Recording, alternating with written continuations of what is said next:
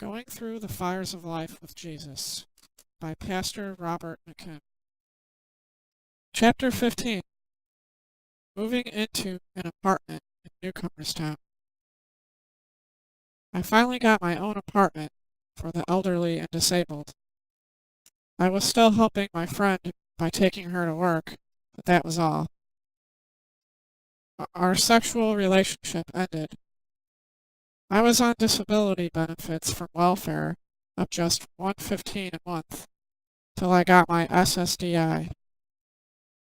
I took another course in psychology and paid it off with the money I got from the Job and Family Services. They asked me why I don't pay off what I owe them. I told them that my education was more important, and they didn't like that.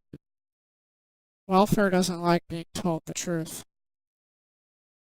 I moved into my apartment in November of 2002 and lived there till my ex-wife wanted me back in her life, November of 2003. While I was living in the apartment, I had a friend that has cerebral palsy that lived in another apartment. He had a home health aide that didn't like it when his friend stopped over to visit. She would complain about us eating his food. She would say that he was to stay there while she was there. I was helping him with managing his money because he was going to the bank and using his savings ATM card to take money out that he didn't have in his account. I went and got a power of attorney to help him because the bank was talking about pressing charges against him for taking more money than what he had. The bank would charge him overdraft fees for every overdraft he made. When he would go to the bank on the first of the month to get his SSI, he didn't have enough money because he was always $100 to $150 short from the overdraft charges. But one day his aunt came up from another state to visit and started accusing me of taking his money from the bank and called the police on me. But when the police talked to the bank, nothing happened.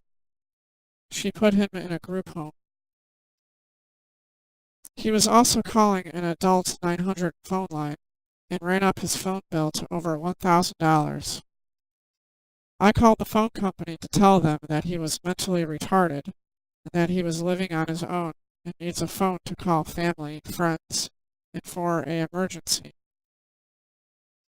The phone company understood and put him on a 900 block. The sad thing is that the 900 adult porn lines sent him a card so that he could call an 800 number instead to get around the block. When I was living in the apartment, I was living close to my sons and ex-wife. I thought that they could visit me a lot, but to my surprise, my ex-wife was coming to see me when our sons was in school. This was in December, before Christmas. She wanted just to have sexual relations with me. I asked her if she was divorcing me so she can have her cake and eat it too. She said yes. I thought that she would cancel the divorce, but in January of 2003, our divorce became final. She never came back around. The problem is that I am in debt with all the credit cards that my ex-wife wanted for the things she said we needed to show for the money we were making when I was working. But she refused to help pay for them. She stuck me with all the credit card bills. I was dating a woman in the apartment named Barb, but she was not the woman for me because she would sit on the floor in front of me so she could be close to my privates. She was very different when it came to sexual things. She scared me when it came to her sexual desires. She told me about getting into trouble with the police and the law because of her sexual desires. I broke up with her, and she took it hard. There was another woman that would attend the same church I was going to. I saw her one morning. She said that she was in the ER because they thought she had a sight stroke. She had some drooping in her face, but that was all. I asked her if she remembered the pastor's son having the same thing for a few months, and it went away on its own, and it was called Bell's palsy. Later, I saw her in the local newspaper with her doctor, saying that she had Bell's palsy and was healed from it. I was thinking to myself that I was the one that saw her that morning and told her that is what it looked like to me.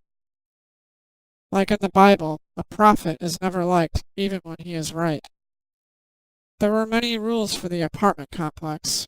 The rules for the apartment were crazy, and in my opinion were against my rights as a tenant and who I wanted to stay with me in my apartment. One of the rules was that I could have someone staying all night with me, only 14 nights out of our 12-month period. That would be only one night out of a month, with 2 extra days thrown in someplace. There was an elderly lady that didn't like that children was allowed on or near the apartments, and would yell at any kid there, even if they were visiting someone with their parents. The sad thing is that she was a grandmother and went to babysit her grandchildren during the day.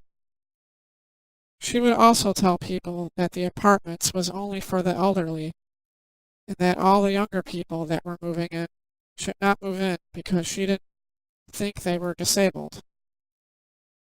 In her opinion, only the elderly were or even can be disabled.